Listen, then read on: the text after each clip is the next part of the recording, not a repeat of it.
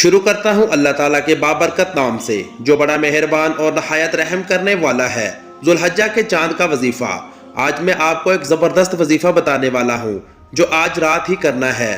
ذوالحجہ کا چاند دیکھ کر 5 منٹ کا وظیفہ کر لیں، زندگی بدل جائے گی۔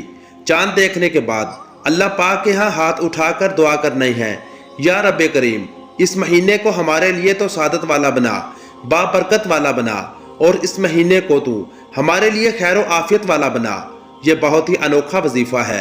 جب آپ کو خبر مل جائے، سوشل میڈیا یا کسی بھی طرح آپ کو خبر پہنچ جائے، اللہ کے فضل و کرم سے ماہ ذوالحجہ کا جو بابرکت مہینہ ہے وہ طلوع ہو چکا ہے، یعنی کہ چاند نظر آ گیا ہے، آپ نے باوضو حالت میں نبی کریم صلی اللہ علیہ وسلم کی ذات پر اول آخر 3 مرتبہ درود پاک پڑھنا ہے اور درمیان کے اندر اللہ تعالیٰ کا یہ نام پڑھنا ہے۔ حضور اکرم صلی اللہ علیہ وسلم نے ارشاد فرمایا، کوئی دن ایسا نہیں جس میں نیک عمل اللہ تعالیٰ کے ہاں ان 10 دنوں کے عمل سے زیادہ محبوب اور پسندیدہ ہو۔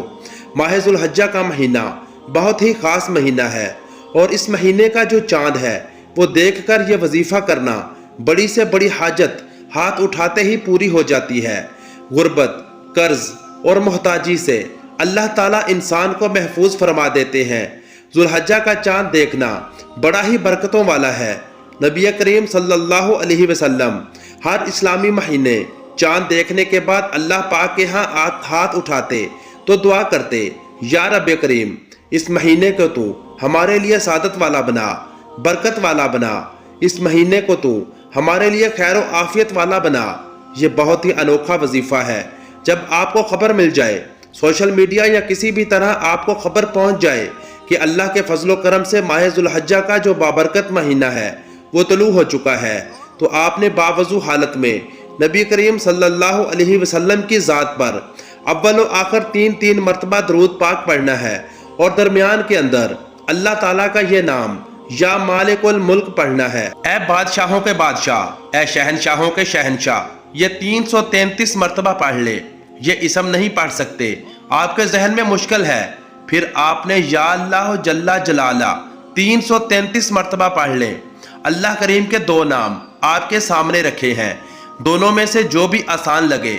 333 مرتبہ جب چاند طلوع ہو، ذوالحجہ کا جب چاند نکل آئے، اس رات آپ نے یہ عمل مسجد یا گھر میں یا کسی بھی جگہ موجود ہیں 333 مرتبہ یا مالک الملک پڑھ لیں۔